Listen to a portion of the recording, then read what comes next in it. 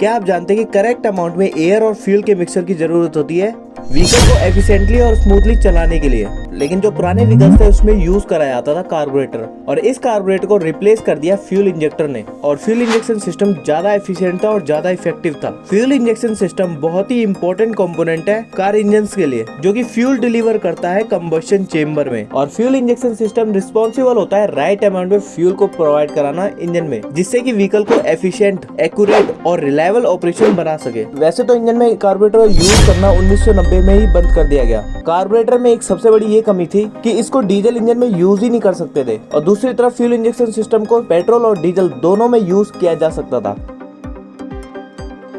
Carburettor एक ऐसा device है जो कि एयर और फ्यूल को मिक्स करता है रिक्वायरमेंट रेशियो के हिसाब से, और ये सब काम फ्यूल को कंबशन चेम्बर में भेजने से पहले करता है। वैसे तो कार्बोरेटर का जो टेक्निक होता है वो बहुत ही सिंपल होता है, और कार्बोरेटर इनएक्सपेंसिव होता है, और इसका मेंटेनेंस करना भी काफी आसान होता है। और इसमें मोस्ट इम्पोर्टेंट ये है कि कार्बोरेटर को इलेक्ट्रिसिटी की जरूरत ही नहीं होती काम करने के लिए। कार्बोरेटर केवल यूज करता है इंजन के सक्शन का। यहाँ पर सक्शन का मतलब ये है कि जब पिस्टन डाउनवर्ड जाता है तो पिस्टन रिंग के कारण क्रिएट होती है लो प्रेशर, और इस लो प्रेशर के कारण इंजन में होता है सक्शन। आज के टाइम में ऑटोमोटिव इंडस्ट्री यूज करती है कॉम्प्लिकेटिव ऑटोमोटिव इलेक्ट्रॉनिक्स और माइक्रोचिप्स का, लेकिन पहले के इंजन में यूज होता था कार्बोरेटर, और उस टाइम पे कार्बोरेटर सबसे ज्यादा फेमस था मार्केट में। लेकिन कार्बोरेटर में एक मेजर डिसएडवांटेज था। एक सिंगल कार्बोरेटर को मल्टीपल सिलेंडर में यूज करा जाता था, लेकिन किसी एक सिलेंडर में प्रिसाइजली एयर फ्यूल के मिक्सचर को भेजना काफी मुश्किल था। तो इसके लिए इसमें लगाए जाते थे ट्विन कार्बोरेटर को, लेकिन फिर भी काफी डिफिकल्ट था एयर फ्यूल के मिक्सचर को एग्जैक्ट अमाउंट में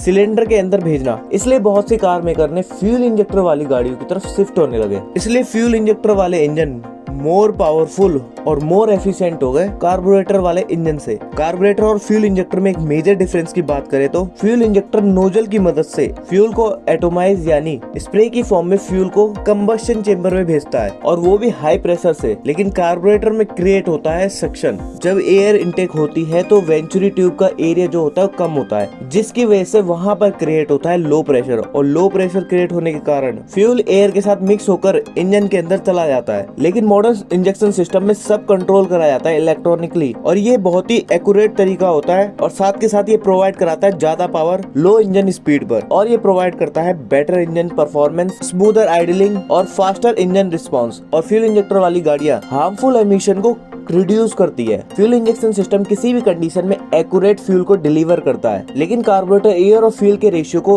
एडजस्ट नहीं कर पाता, इसलिए इतना एक्यूरेट नहीं होता। मल्टी फ्यूल इंजेक्शन सिस्टम, इसमें फ्यूल को इंजेक्ट करते हैं इनटेक पोर्ट में या फिर डायरेक्ट सिलेंडर में, और हर सिलेंडर में फ्यूल इंजेक्टर को लगाया जाता है, इसलिए इसको बोलते हैं multi fuel injection system. Port injection system में फ्यूल इंजेक्टर इनटेक पोर्ट में ही फ्यूल को इंजेक्ट करता है, और जब एयर आती है तो फ्यूल एयर के साथ मिक्स होकर सिलेंडर में जाता है। और डायरेक्ट इंजेक्शन सिस्टम में क्या होता है, फ्यूल सिलेंडर के अंदर स्प्रे होता है और फिर एयर इनटेक के साथ वहीं पर मिक्स होता है। और मल्टीपल फ्यूल इंजेक्टर को यूज करने की वजह से इसलिए इसको बोला जाता है multi fuel injection system. Video अगर इन्फॉर्मेटिव लगी है तो लाइक एंड सब्सक्राइब कीजिए। धन्यवाद।